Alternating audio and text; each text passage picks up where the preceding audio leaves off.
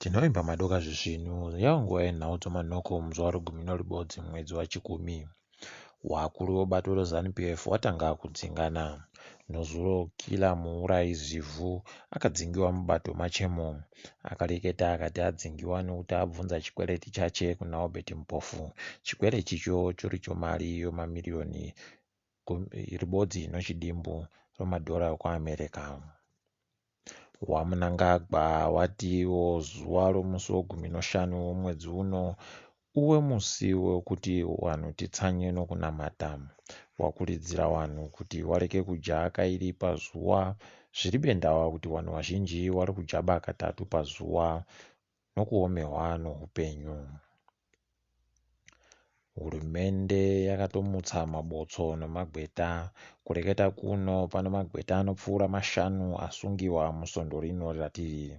Nozuro gweta ragweta Tabani Mupofu Admire Rubaya akasungiwawo pabodzi nomudzimai wache ariwo gweta.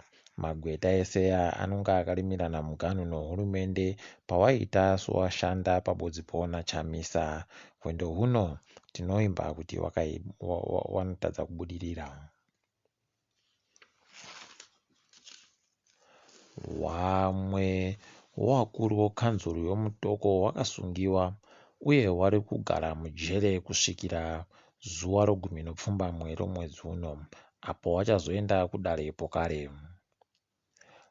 Wairiwa ndiPeter Sigauke nomurongi weguta Inoki Mukwekwe. Mhosva dzawo kwai ndodzokuita huori pakutengesiwa kwenzvimbo dzokuwaka dzakasiyana siyana dziri muguta romutokoro. Dare reparamende raendesiwa kudare rodzimhosva naAlice Kuvheya uyo ari kuda kuti rimise urongwa hwaro hwokuisa chigamba pabumbiro romutemo.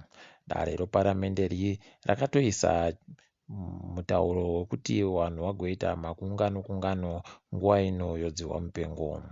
Alice ari kuda kuti ivo veparamende nguva ino yodzihwa mupengo watange wamira kuti hunye huderere uye mupfigwa utange wabisiwa kuti vanhu vazoita unganodzo.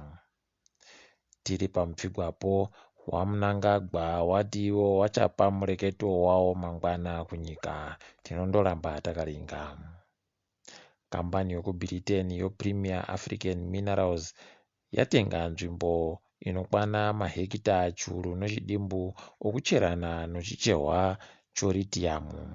Wapuwa nzvimboyo kwaMutare kuingidzira pane imwe yagara wainayo. Hurumende iri kufoira kuchengeta vabenuki vari munzvimbo dzomugarandega munyika. Wamwe wari kubulawayo wave nemazuva anodarika mwedzi waribe kana kuongororwa kuti waribedziwa mupengo chere kana wanaro.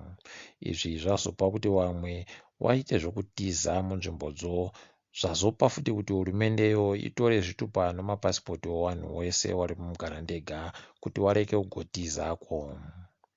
Toringa dzopasi rese kuSouth Africa dare rozvobumbiro romutemo munyika iyi rati mutemo unobata kuitiwa kwesarudzo munyika wakanhora uye uchada kuti uchinjiwe kuti chero munhu ani nani hache agone kukwikwidzawo musarudzo dzonyika.